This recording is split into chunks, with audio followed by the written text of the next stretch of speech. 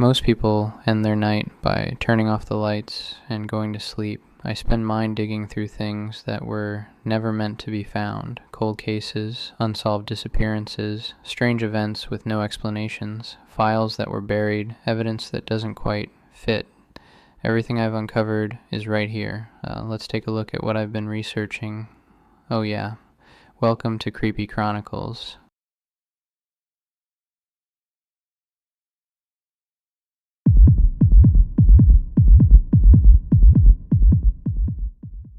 On the morning of November 23rd, 1981, commuters in central Jakarta made a grisly discovery. Along the sidewalk of Jalan Jenderal Sudirman, one of the city's busiest streets, stood two plain cardboard boxes. At first glance, they looked like ordinary trash left for collection, until a passerby noticed a dark stain seeping through the side of one box. When police opened them, the sight inside stunned even seasoned officers.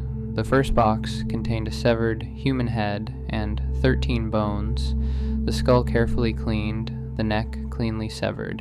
The second box held about 180 separate pieces of flesh and organs, lungs, liver, spleen, and muscle tissue, all sliced into compact sections, roughly 20 centimeters long. Each piece had been deliberately washed and drained of blood, as if whoever did it had taken the time to cleanse every trace of the crime. The Indonesian press dubbed it Setia Budi 13,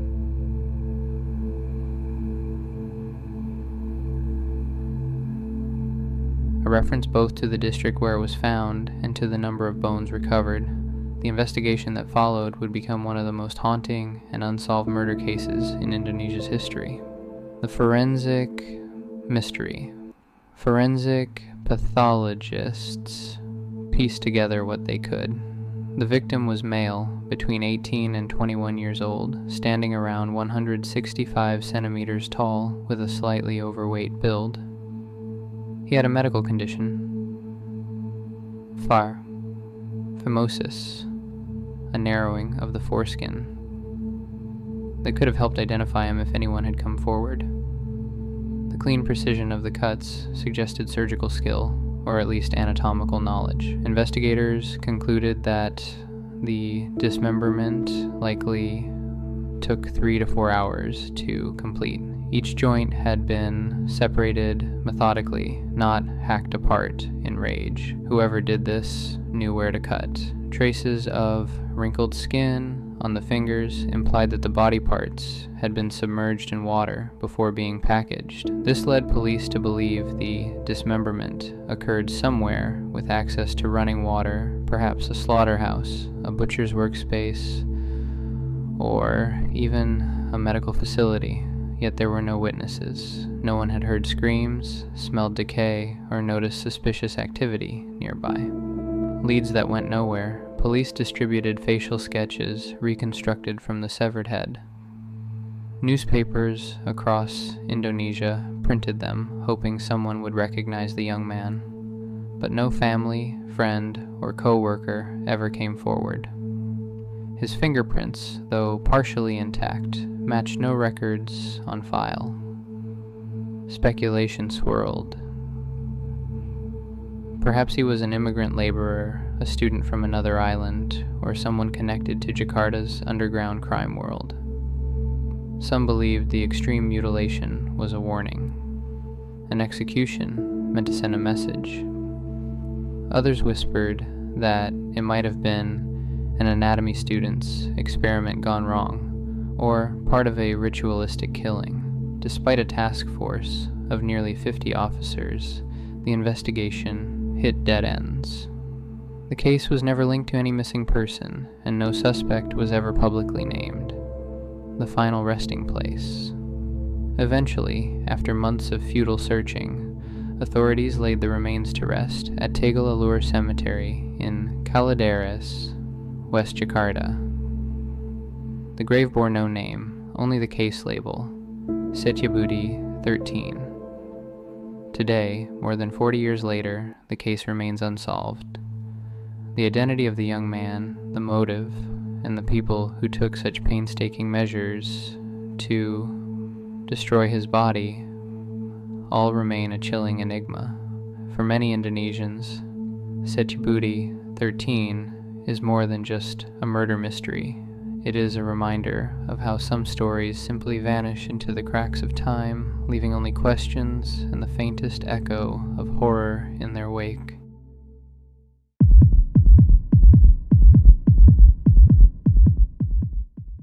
It's January 2013. A 21-year-old student named Elisa Lam arrives in Los Angeles. She's bright, quirky, and full of life, a Canadian college student from Vancouver who wanted to see the world. Los Angeles was one stop in her solo West Coast adventure.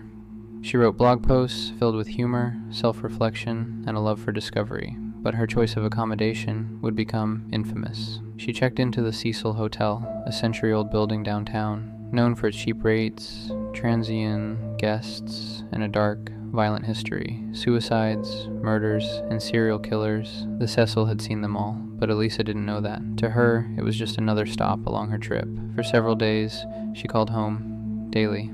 Then, on January 31st, her parents stopped hearing from her. Elisa Lam had vanished. Police searched the hotel. They checked her room, questioned staff, reviewed security footage, but the building was massive. 600 rooms, endless hallways, and access points that even employees rarely used. Then they found the footage. Surveillance video from the hotel's elevator captured Elisa just hours before she disappeared. The clip, which would later go viral, shows her acting strange. She steps into the elevator, presses multiple buttons all at once, then hides in the corner, peeking out as if someone were following her. At one point she steps out and waves her hands in the air, almost as if she's talking to someone or something invisible. Her movements are erratic, her expression shifts between fear, confusion, and childlike playfulness. The doors of the elevator remain open far longer than normal, and then she's gone. That was the last time anyone ever saw Elisa Lam alive. For weeks, her disappearance puzzled police. Cadaver dogs searched every inch of the hotel. No trace, no clues, no signs of a struggle. Then, on February 19th, 2013, guests began complaining about something strange with the water. Low pressure, dark color, a foul taste. Maintenance workers climbed to the Rousey rooftop to check the water tanks, large, heavy cylinders supplying the entire building, and inside one of them they found her. Elisa Lam's body floated face up, naked, with her clothes nearby. The tank's hatch was heavy, difficult to lift, even for an adult man, and the rooftop itself required restricted access and a ladder to reach. How had she gotten up there, and how had she gotten inside?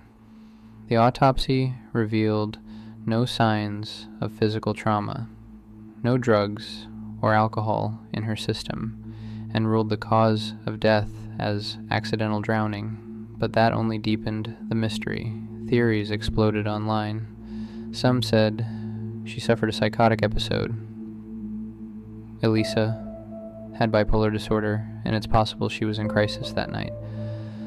Others believed she was being pursued, perhaps by someone the cameras didn't catch, and some said the answer wasn't human at all, because the Cecil Hotel isn't an ordinary building. It's seen death after death, from suicides in the 1930s to serial killer Richard Ramirez living there during his killing spree.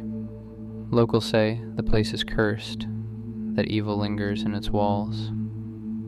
To this day, no one can say for certain what happened in that elevator, or how Elisa Lam ended up in that water tank.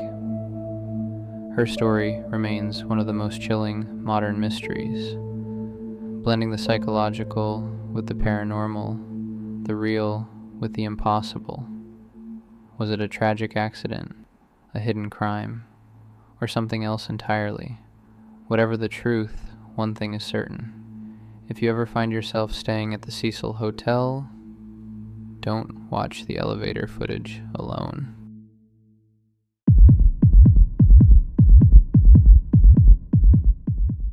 On December 4th, 1872, the crew of a British ship named De Gratia spotted a lone vessel drifting aimlessly through the choppy waters of the Atlantic Ocean. The ship's name, painted across the stern, read Mary Celeste. It appeared undamaged, its sails partially set, its hull intact, and no distress signals in sight. Yet something was terribly wrong. When the De Gratia crew boarded the vessel, they found the ship eerily silent. The captain's logbook was up to date, showing no sign of trouble.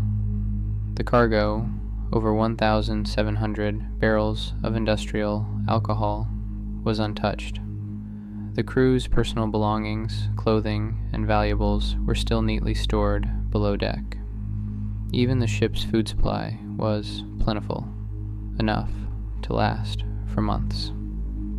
Everything seemed perfectly in order, except for one horrifying detail. The entire crew was missing. The lifeboat was gone, and so were the ship's papers and navigation instruments, suggesting the crew might have left willingly. But there was no evidence of struggle, no signs of foul play, and no indication of bad weather severe enough to force abandonment. The ship was seaworthy. Whatever happened to the Mary Celeste's crew, it happened suddenly and without a trace. Captain Benjamin Briggs, his wife Sarah, their 2-year-old daughter Sophia, and 7 experienced sailors had set sail from New York just a month earlier, on November 7th, 1872, bound for Genoa, Italy. Briggs was an accomplished captain, cautious and disciplined. There was no reason to believe he would have risked his crew's lives or his family's without cause. Over the years, countless theories have been proposed to explain what happened aboard the Mary Celeste. Some believe there was an explosion from the alcohol vapors in the cargo hold, a small blast that filled the ship with fumes, terrifying the crew into abandoning ship prematurely. Others suggest piracy or mutiny, though no evidence supported it. Some claimed they fell victim to a seaquake or waterspout. And then, of course, there are the more supernatural explanations, whispers of sea monsters, alien abductions, or even the infamous Bermuda Triangle's influence, though the ship was found far from its boundaries. What makes the mystery even more haunting is the fact that the Mary Celeste continued her career at sea for years afterward, changing owners and gaining an eerie reputation as a cursed vessel. Sailors avoided her, calling her the Ship of the Dead. Eventually, in 1885, she was deliberately wrecked off the coast of Haiti in an insurance fraud scheme, a fittingly strange end for one of the most perplexing maritime mysteries in history. To this day, no one knows for certain what became of Captain Briggs and his crew. They vanished without a sound, leaving behind a perfectly functional ship, a ghost vessel, adrift in the endless Atlantic, forever carrying the weight of unanswered questions.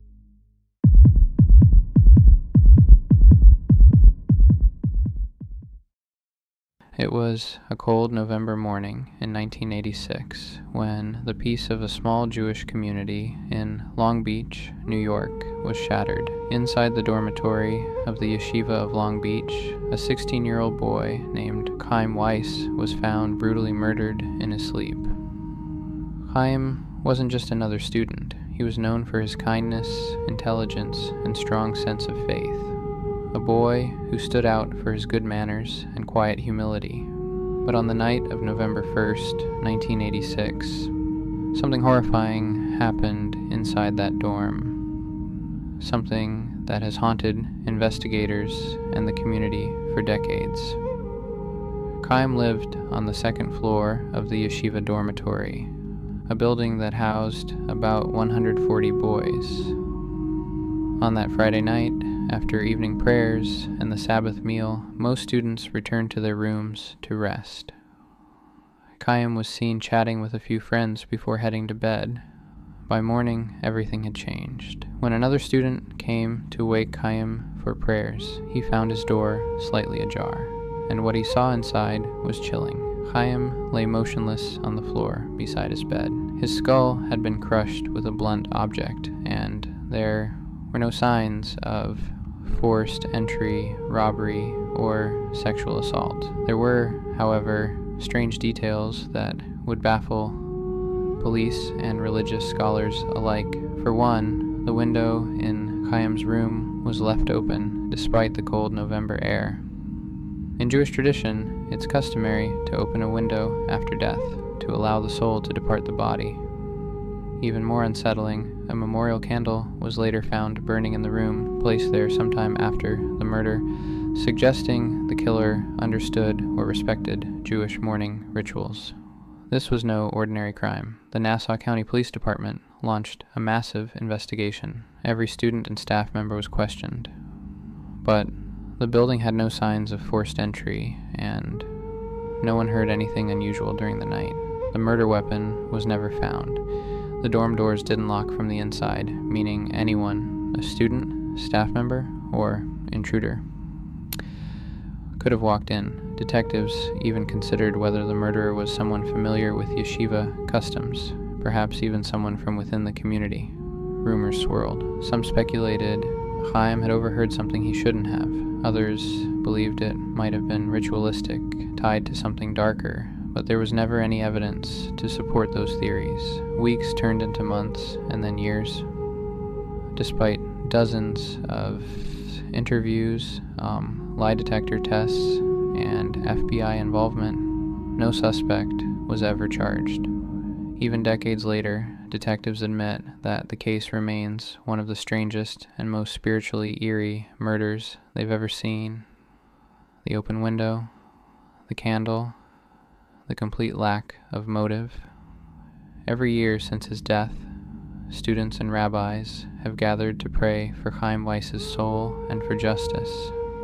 His father, who passed away years later, never gave up hope that his son's killer would one day be identified. But as of today, almost 40 years later, the case of Chaim Weiss remains unsolved. A sacred place, a sleeping boy, a killer who vanished into the night, leaving behind not just mystery, but ritual. If you made it this far, you're one of us now. The curious, the haunted, the ones who need to know. Make sure you like, comment, and subscribe before the next mystery finds you.